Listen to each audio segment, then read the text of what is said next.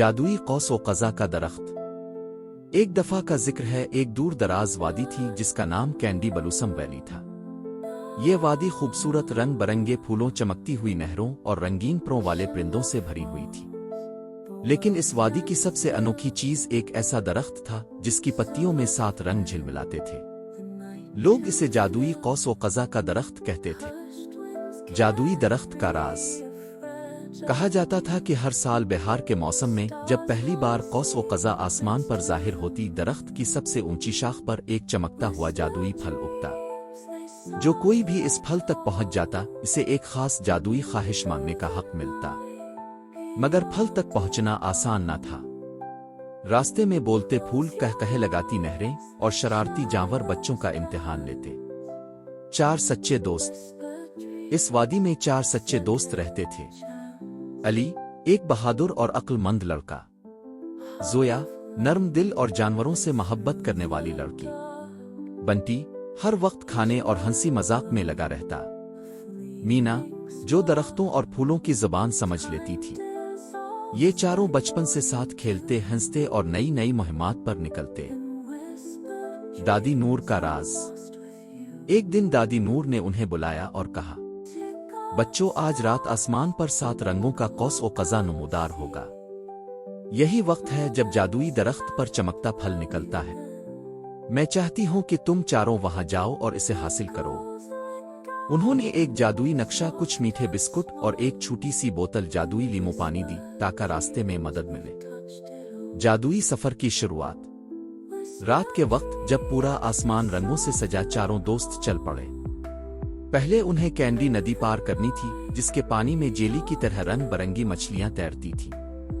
مینا نے درخت کی ایک ڈالی سے بات کی، اس نے ان کے لیے پتے کا ایک بڑا کشتی نما تختہ بنا دیا۔ سب اس پر بیٹھ کر ندی پار کر گئے، میٹھے مارش میلیوز کے جنگل میں۔ اس کے بعد وہ مارش میلیوز کے جنگل میں داخل ہوئے جہاں میٹھے بادل درختوں پر لٹک رہے تھے۔ بنٹی نے ایک مارش میلو کھایا اور ہنسنے لگا۔ یہ تو جادوئی ہے، یہ کھاتے ہی ہنسی آتی ہے۔ سب نے مارش میلیوز کھائے اور جنگل ہنسی سے گونجنے لگا۔ شرارتی گلہری نیکو۔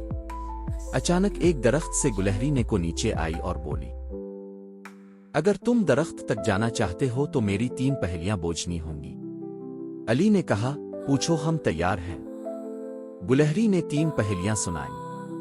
ایک ایسا کیا ہے جو ہر جگہ ہے مگر کوئی دیکھ نہیں سکتا؟ زویا نے جواب دیا، ہوا۔ 2 وہ کیا ہے جو جتنا بڑھتا ہے اتنا ہلکا ہو جاتا ہے؟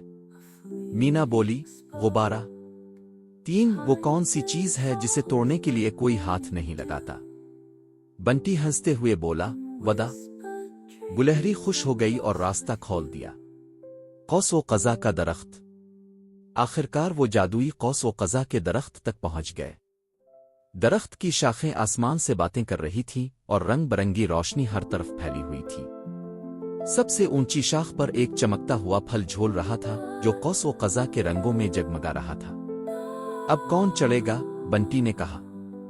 زویا نے کہا، میں چڑھوں گی۔ علی نے نیچے سے زویا کو سنبھالا اور مینا نے درخت سے بات کی کہ وہ اپنی شاخیں نرمی سے کرے۔ زویا نے بہادری سے پھل توڑ لیا۔ جادوئی خواہش۔ اچانک درخت نے بولنا شروع کیا، اے پیارے بچوں، اپنی دل کی سب سے بڑی خواہش مانگو۔ چاروں نے ایک دوسرے کی طرف دیکھا اور کہا، ہم چاہتے ہیں کہ پوری وادی ہمیشہ خوش رہے، کوئی اداس نہ ہو اور سب ایک دوسرے سے محبت کرے۔ درخت کی پتیوں نے جھوم کر روشنی پھیلائی۔ قوس و قزح آسمان سے اتر کر پوری وادی پر چھا گئی۔ پھول بولنے لگے، پرندے نغمے گانے لگے اور ہر دل خوش ہو گیا۔ کہانی کا انجام۔